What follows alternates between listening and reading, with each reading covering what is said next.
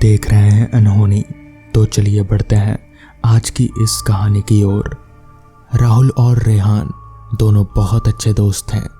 उन्होंने इंजीनियरिंग की पढ़ाई पूरी कर ली थी और नौकरी की तलाश में शहर गए हुए थे। वो दोनों दोस्त एक छोटे से किराए के मकान में रहते थे। वो जहाँ रहते थे उस मोहल्ले में पानी की बहुत कमी थी। खाने पीने की सारी चीज़ों के साथ साथ पीने का पानी भी खरीदना पड़ता था। राहुल और रेहान दोनों काम की तलाश में इधर उधर भटकते रहते थे। कई दिन बीत गए लेकिन उन्हें कहीं भी अच्छा काम नहीं मिल रहा था। अब उनके पास राशन पानी के लिए भी पैसे नहीं बचे थे। सुबह के 5 बज रहे थे। अभी पूरी तरह से सवेरा नहीं हुआ था। रोज की तरह दोनों दोस्त टहलते हुए जा रहे थे। तभी रेहान ने चिंतित होते हुए अपने दोस्त से कहा, अब हमारे पास मजदूरी करने के अलावा और कोई चारा नहीं है।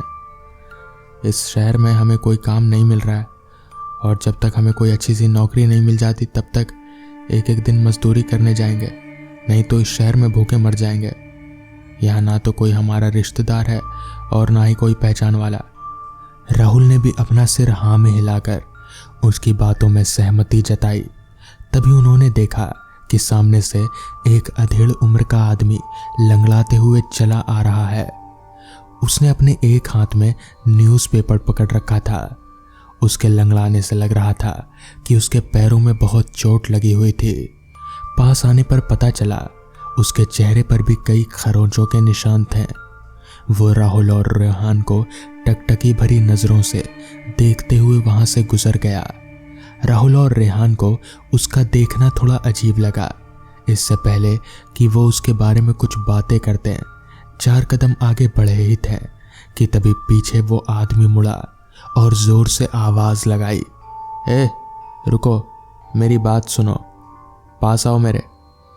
उसकी आवाज बहुत ही अजीब और गले में फंसे हुए खराश जैसी थी। राहुल और रेहान ने एक दूसरे को देखा और दोनों के कदम एक साथ उस तरफ चल पड़े। रेहान ने उस आदमी से कहा, जी आपने बुलाया हमें? इस पर उस आदमी ने कहा, क्या तुम दोनों इस मोहल्ले में नए हो और मैंने सुना है कि तुम दोनों को काम की तलाश है? राहुल ने अपना सिर हिलाया और बोला, हाँ, हम दोनों को काम की तलाश है। क्या आपके पास कोई काम है? कोई काम दिला सकते हैं हमें? हमने इंजीनियरिंग की पढ़ाई पूरी कर ली है। फिलहाल हम कोई भी काम कर सकते हैं क्योंकि पैसों की सख्त ज़रूरत है। इस पर उस आदमी ने कहा, मैं एक बिल्डर हूँ। फिलहाल शहर के अस्पताल में कंस्ट्रक्शन का काम चल रहा है। वहाँ देखरेख के लिए एक इंजीनियरिंग की ज़रूरत है। तुम में से कोई एक को वहाँ काम मिल सकता है। अगर करना हो तो आज 9 बजे कोतवाली चौक पर कृष्णा बिल्डर्स के अपार्टमेंट में पहुंच जाना। ये कहकर उसने अपनी जेब से एक पर्ची निकाली और राहुल के हाथों में थमा दी। राहुल और रेहान की आंखों में खुशी की चमक दिखने लगी। तभी राहुल ने कहा, ठीक है रेहान, तुम चले जाना। पहले तुम काम पर लग जाओ, फिर दोनों मिलकर मेरे लिए जल्दी ही काम ढूंढ लेंगे। ऐसा कहकर दोनों घर आ गए। सुबह दोनों दोस्त जल्दी उठकर तैयार हो गए। रेहान सुबह 9 बजे कृष्णा अपार्टमेंट में पहुंच जाता है और राहुल काम की तलाश में बाहर चला जाता है। वहां पहुंचते ही गेट के पास ही वो लंगड़ा आदमी मिल जाता है और उसे फिर वही अजीब नज़रों से देखकर मुस्कुराता है और कहता है, आओ रेहान आओ, मैं तुम्हारा ही इंतज़ार कर रहा था। और उसे अपने साथ बिल्डिंग के अंदर लेकर चला जाता है। तभी उस लंगड़े आदमी ने कहा, इस बिल्डिंग में कर्मचारियों की संख्या पूरी हो गई है, मैं तुम्हें दूसरे बिल्डिंग में ले चलता हूँ। ऐसा कहकर वो उसे एक बड़े से बिल्डिंग में ले आता है। उस बिल्डिंग के ऊपरी फ्लोर पे बड़े बड़े अक्षरों में लिखा हुआ था, मुर्दा घर। रेहान उसे देखते ही बहुत डर गया। उसने उस लंगड़े आदमी से पूछा, ये आप कहाँ लेकर जा रहे हैं मुझे? मैं ऐसी जगह पर काम नहीं कर सकता। तो उस आदमी ने कहा, आज इस बिल्डिंग में काम करने वाले सभी लोग छुट्टी पर हैं, इसलिए मैं तुम्हारे साथ काम करूंगा। तभी रेहान ने कहा, तुम्हें तो बहुत चोट लगी है, तुम काम कैसे कर पाओगे? और ये चोट आपको कब और कैसे लगी? इस पर उस लंगड़े आदमी ने बताया कि कल रात वो काम करके अपने घर वापस जा रहा था। तभी एक तेज रफ्तार कार की चपेट में आ गया, जिसके कारण उसे कई जगह चोटें आई, जिसके कारण उसके दाहिने पैर का अंगूठा कटकर निकल गया है। उसने अपना पैर रेहान को दिखाते हुए कहा, जो बहुत जल्दी ही ठीक हो जाएगा। अरे तुम मेरी चिंता मत करो, काम वैसे भी ज़्यादा नहीं है, कुछ सामान अंदर रखा है, उसे अपनी सही जगह पर रखना है। इस पर रेहान बोला, लेकिन भाई साहब, मैं पहले कभी ऐसी जगह पर नहीं गया, मुझे ये काम नहीं करना आता। और वो वहीं पर रुक जाता है। उसे रुकते हुए देखकर वो लंगड़ा आदमी बोलता है, अरे तुम्ही ने तो कहा था कि तुम्हें पैसों की सख्त ज़रूरत है और तुम कुछ भी काम कर सकते हो, सोच लो इस काम के डबल पगार मिलेंगे। रेहान मन ही मन सोचने लगा, कोई बात नहीं, अब आ ही गया हूँ तो कैसी भी करके काम कर ही लेता हूँ, कम से कम 2-4 दिन का राशन पानी ही मिल जाएगा। ऐसा करके हिम्मत जुटाकर वो उस आदमी के साथ अंदर चला जाता है। उस आदमी ने इशारा करते हुए कहा कि उस कमरे में करीब 20 से 25 मुर्दे हैं, उसे हमें लाकर एक क्रम में स्ट्रेचर पर रखना है और उनके दाहिने पैरों के अंगूठे पर टैग लगाते जाना है। रेहान ने डरते डरते अपना सिर हाँ में हिलाया। वो आदमी मुर्दे के सिर को पकड़ता और रेहान पैर की तरफ को पकड़ता, फिर बारी बारी उसे स्ट्रेचर पर रखते जाते हैं। सारे मुर्दे रखने के बाद उस लंगड़े आदमी ने रेहान से टैग लगाने के लिए कहा। रेहान बारी बारी से टैग लगाते जा रहा था। जब आखिरी मुर्दे के पास वो गया तो उसने पैरों तले जमीन खिसक गई। रेहान ने देखा कि उस मुर्दे के दाहिने पैर का अंगूठा कटा हुआ था। रेहान डर के मारे थर थर कांपने लगा। उसके चेहरे का रंग पीला पड़ गया। वो हिम्मत जुटाकर वहां से उठा और मुर्दे के चेहरे से कफन हटाकर देखा तो उसके चेहरे पर कई जगह कटने के निशान थे और वही लंगड़ा आदमी स्ट्रेचर पर मरा पड़ा हुआ था। उसने सिर घुमाकर पीछे मुड़कर देखा तो वो लंगड़ा आदमी जोर जोर से हंसने लगा।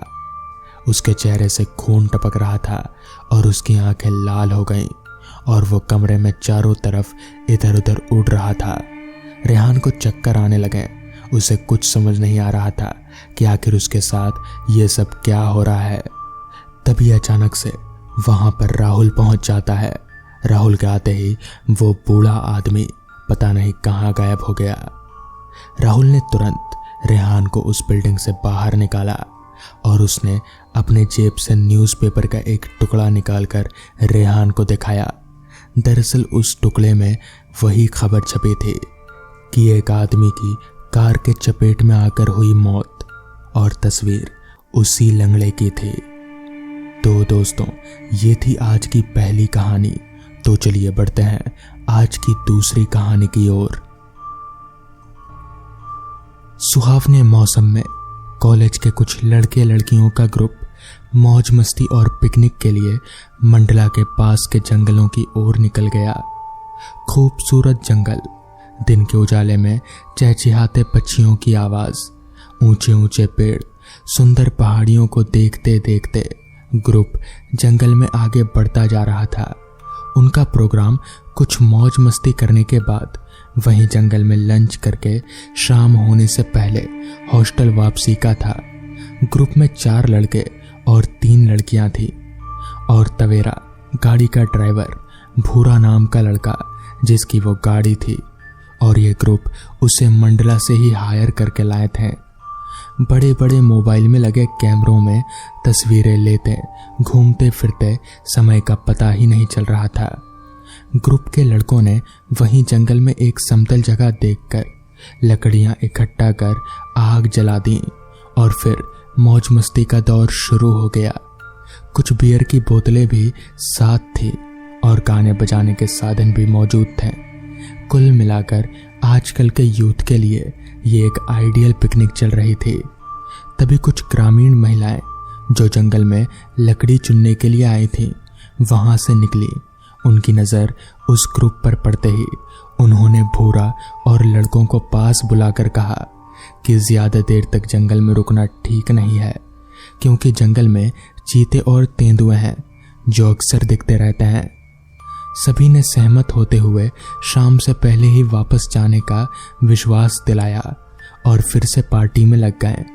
पार्टी करते करते शाम के 5 बजे का समय हो गया और सब वापस चलने को हुए। सब गाड़ी में बैठकर गाने गा रहे थे, मौज मस्ती कर रहे थे और साथ में बियर भी पी रहे थे। उनमें से एक लड़का जिसका नाम राहुल था, उसने भूरा को भी बियर ऑफर की, पर भूरा जो कि निहायती जिम्मेदार बंदा था, उसने लेने से साफ मना कर दिया और कहा कि जब तक वो वापस सबको हॉस्टल नहीं पहुंचा देता तब तक वो नहीं पी सकता। फिर सबने चलने का मूड बनाया और भूरा ने वापस चलने को कहा। भूरा ने जैसे ही गाड़ी स्टार्ट की वैसे ही तेज आवाज हुई और गाड़ी बंद हो गई। दोबारा स्टार्ट करने की कोशिश की गई मगर इस बार गाड़ी ने आवाज भी नहीं की और ना ही चालू हुई। सब मिलकर भूरा को चिल्लाने लगे। उसके बाद भूरा ने उनको डांट कर कहा, शायद गाड़ी की बैटरी खराब हो गई है जिस कारण गाड़ी शुरू नहीं हो रही। इस पर सबने बीच में अंधेरा हो गया था। सब काफी हैरान परेशान होने लगे। भूरा लगातार गाड़ी चालू करने की कोशिश कर रहा था पर गाड़ी चालू होने का नाम नहीं ले रही थी कि तभी 2 व्यक्ति जो सर पर लकड़ी का गट्ठा लिए हुए थे वहां से गुजरे और उनके पास आते ही बोले, तुम लोग अभी तक यहाँ पर क्या कर रहे हो?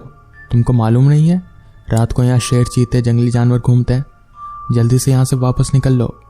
और जब तक भूरा उन्हें अपनी परेशानी बताता वो लोग जल्दी जल्दी वहां से आगे बढ़ गए। अब उनमें से कुछ को डर लगने लगा और कुछ अभी भी मस्ती के मूड में थे। फिर भूरा ने उनको गाड़ी में धक्का लगाने को कहा। लड़कियां गाड़ी में ही बैठी रहीं और लड़के मिलकर धक्का लगाने लगे पर गाड़ी स्टार्ट होने का नाम नहीं ले रही थी और ना ही हुई। अब क्या होगा उन्हें कुछ समझ नहीं आ रहा था। अंधेरा गहराता जा रहा था और गाड़ी चालू होने का नाम नहीं ले रही थी। जंगल के पास का गांव भी कम से कम 15 से 16 किलोमीटर दूर था। थक हार कर भूरा ने कहा, आप लोग गाड़ी में ही रुके, मैं बाहर जाकर मदद या मैकेनिक लाने की कोशिश करता हूं। पर बाकी लोगों का मत था कि भूरा को अकेले नहीं जाना चाहिए, पर जंगल में पैदल अकेले जाने में सबको डर लग रहा था। भूरा भी बोल तो रहा था जाने के लिए, पर उसे भी अकेले जाने में डर तो लग ही रहा था। अचानक से राहुल बोला, देखो शायद किसी के मोबाइल में टावर हो तो मंडला सिटी से किसी मैकेनिक को बुलाया जा सकता है या कोई दूसरी गाड़ी ही मंगाई जा सकती है। मगर किसी के भी फोन में नेटवर्क नहीं था। शाम के 7 बज चुके थे। अंधेरा पूरी तरह से हो चुका था। अचानक से प्रिया जो सबसे ज्यादा घबरा रही थी उसे 2 चमकती हुई आंखें दिखाई दी और उसके मुंह से जोर से चीख निकल गई। चीख सुनकर सब डर गए और उसकी तरफ देखने लगे कि क्या हुआ।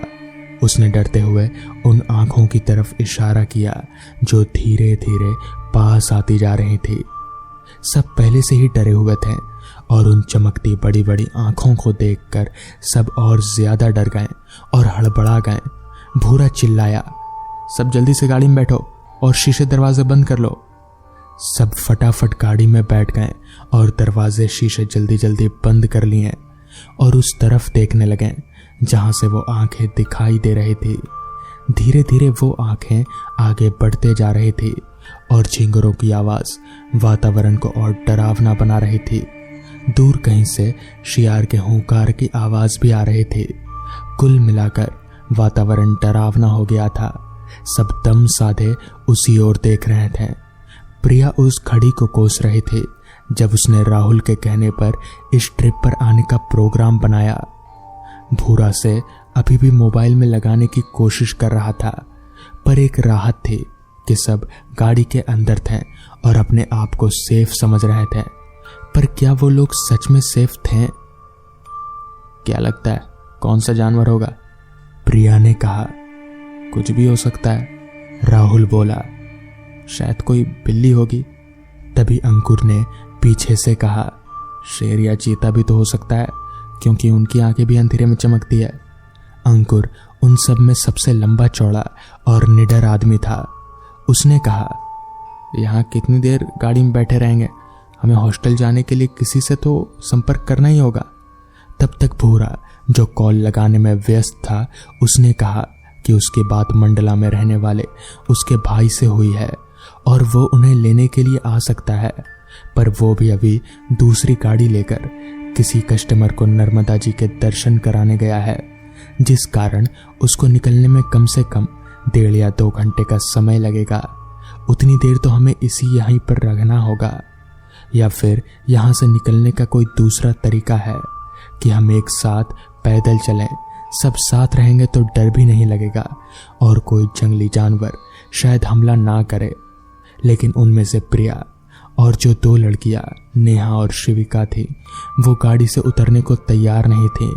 उनका ध्यान अभी भी उन आंखों पर ही था जो वापस जंगल की ओर जा चुकी थी, या यूं कहें तो वो अब नजर नहीं आ रही थी। तभी अंकुर ने कहा, वो जो कोई भी जानवर था अब जा चुका है, अब हम यहाँ से निकल सकते हैं। तभी राहुल, सौरभ और चेतन एक साथ बोले कि हमें गाड़ी से बाहर नहीं निकलना चाहिए। हो सकता है वो जानवर कहीं आसपास ही हो और बाहर निकलते ही हमला कर दे, पर हम सब यहाँ कैसे कब तक बैठे रहेंगे? अंकुर परेशान होकर बोला, रिलैक्स दोस्त, हम सब साथ हैं और गाड़ी के अंदर सेफ भी हैं। बस कुछ ही देर की तो बात है।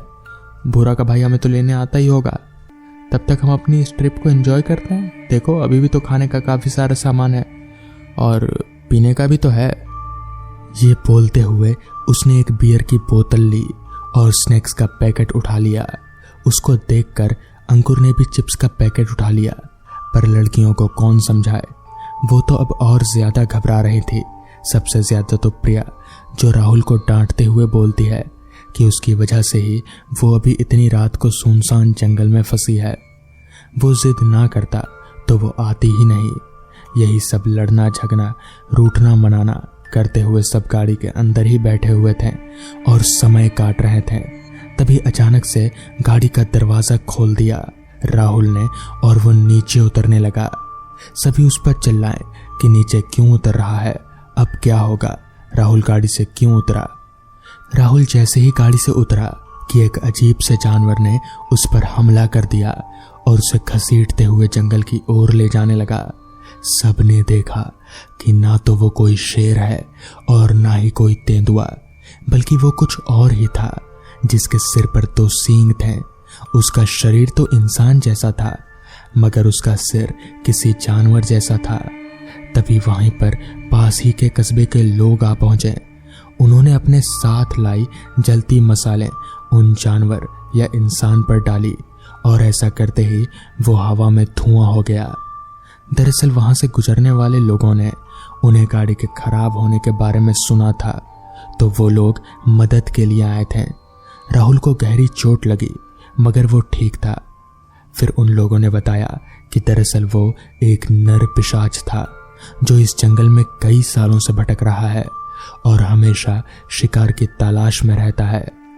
जब तक भूरा का भाई नहीं आ गया तब तक कस्बे वाले उनके साथ ही रहे और फिर वो लोग वहां से निकल गए। तो दोस्तों, ये थी आज की कहानी। अगर आपको ये कहानी पसंद आई हो तो वीडियो को लाइक और चैनल को सब्सक्राइब कर दें। तो मैं आपका दोस्त आर्यन जल्द ही मिलूंगा आपसे ऐसी ही नई कहानियों के साथ। तब तक के लिए अपना ख्याल रखें।